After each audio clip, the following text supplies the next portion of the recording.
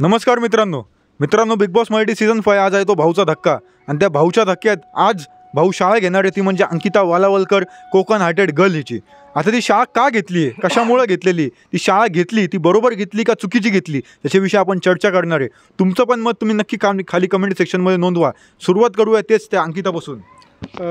नक्कीच भाऊ, तर माझ्या हिशोबाने तर मला तर वाटतं रितेश भाऊंनी समजा रितेश भाऊ तिला ओरडणार आहेत की तिचं कौतुक करणार आहे, तर मला असं वाटतं ओरडणार असतील तर नाही हे केलं पाहिजे। ती तिचा गेम दाखवलेला आहे, तिने तिचा गेम खेळलेला आहे की ती टास्कमध्ये आपण बघितले तो टास्क रद्द केला की घनश्यामचं पाय वगैरे ओढली, फिजिकल झाले म्हणून थोडंसं रद्द केलं आहे। पण ठीक आहे ना, गेमचा भाग होता। तुम्ही टास्क असा आणला की त्याच्यामध्ये पर्याय नव्हता, करणार काय? जर पाय सोडून ती तिला पकडायला गेली असती, घनश्याम दुसरीकडे पळाला असता, त्यांनी ते कॉईन वगैरे गोळा केले असते किंवा काय झालं असतं, तो टास्कचा भाग होता।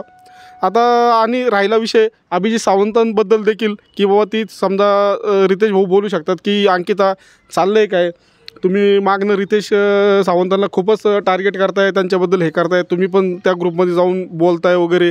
तर हे देखील एक गेमचा भाग असू शकतो, गेमच येतो ते। तुम्हाला बिग बॉसला जे पाहिजे ती ते करते की ती त्या टीम ए बरोबर ती देखील आरबाज किंवा वैभव असेल, जान्हवी असेल, तिथे जाऊन तिची चर्चा करते आणि इकडे येऊन बी टीममध्ये पॅडी दादा असतील, डीपी दादा असतील, सूरज वगैरे वर्षाते यांच्यासमोर येऊन देखील अभिजित सावंत यांच्याबद्दल चर्चा, तर तेवढं चालतंच आहे।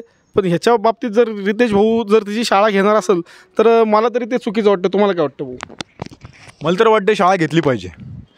याचं कारण काय तुम्हाला सांगतो, कारण की जे तिने ते वडलं शाळा घेणार आहे म्हणजे घेतली पाहिजे, नाही घेणार आहे का, म्हणजे की जे तिने ओढलं घनश्यामला ओढलं ते चुकीचं होतं। तिथं टास्क हा तिथं थांबवण्यात आला, जिथं बिग बॉसचा जो हस्तक्षेप आला तिथं म्हणजे रितेश भाऊ 100% तिथं बोलणार बाबा हे तू एवढं ॲग्रेसिव्ह जे झालं होती ते कशामुळे झालं होते। दुसरा मुद्दा असा येणार की बाबा तू सारखं अभिजित सावंतला का टॉन्ट मारते, त्याला का टार्गेटवरती धरते। म्हणजे अभिजित सावंतने आत्तापर्यंत आपल्या ऑडियन्सला असं काही दिसलेलं नाही की तो अंकिताबद्दल असं काहीतरी वाईट बोललेलं आहे, पण अंकिता ठिकठिकाणी जाऊन अभिजित सावंतबद्दल सारखं वाईट बोलत असते, सारखं काही ना काहीतरी त्याच्या तोंडासमोर येऊन काही ना काहीतरी त्याला टोमणे मारत असते किंवा निकीविषयी सारखं बोलत असते किंवा तुझं मत काय निकीविषयी, तू सांग निकीविषयी काय म्हणणं आहे तुझं। म्हणजे का सारखं अभिजित सावंतला हे का टार्गेट करते, म्हणजे आधीच ठरवून आलेत का हे दोघं की आपण एकामेकाच्या पहिलं सोबत खेळायचं नंतर आपण विरोधात जायचं एकदमच, असं काहीतरी ठरवून आलेत का? ठरवून आले असेल तर ते चुकीचं आहे, हे प्रेक्षकांची फसवणूक करताय तुम्ही। कारण की अभिजित सावंत हा टीम बीला एकत्रितपणे ठेवण्याचा प्रयत्न करतोय, तो कधीच टीम बीच्या विरोधात गेलेला नाही।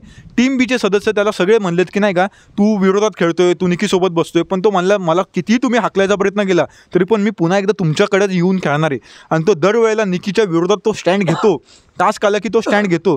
जसं आपण सोन्याच्या नाण्याच्या टास्कमध्ये पण बघितलं असेल की तो तिथं निकीचा त्यांनी विरोधात स्टँड घेतला, घरासाठी घेतला तो पण, आणि ते पण अंकिता बरोबर घेतला। तर अंकिताने समजलं पाहिजे, अंकिताची तिथं खडपट्टी 100% निघली पाहिजे आणि हा तिला आरसा दाखवलाच पाहिजे।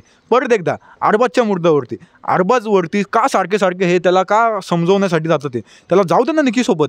ह्यांना जर का थोडंफार संकेत येतात आहे की बाबा ह्याला निकीसोबत खेळायचं आहे किंवा ह्याला निकीसोबत याचा काहीतरी एक वेगळं काहीतरी चक्कर करतोय, आपल्यासोबत हा गेम खेळतोय, तर तू जसं निकीला बोलती, तू जसं अभिजितला बोलती, तसं तू अरबाजला का नाही बोलू शकत? जर का तो एक्सपोज झालेलाच आहे तुझ्यासमोर तर तू का नाही त्याच्यासमोर बोलू शकत? हा सवाल आहे।